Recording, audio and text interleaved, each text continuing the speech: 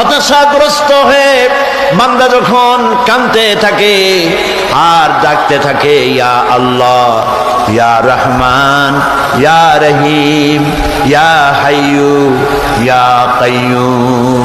একটুখানি তাহাজ্জুদে ওঠেন, গভীর রাত্রে ঘরের সবাই যখন ঘুমানো, আপনি তখন উঠুন, উজু করে একা একই রুমের ভিতরে ঢুকে তাহাজ্জুদের নামাজ আদায় করে চোখ বন্ধ করে যদি ডাকতে থাকেন মধুর সুরে, ইয়া আল্লাহু, ইয়া রহমানু, ইয়া রহিমু, ইয়া হাইয়ু, ইয়া কাইয়ুম।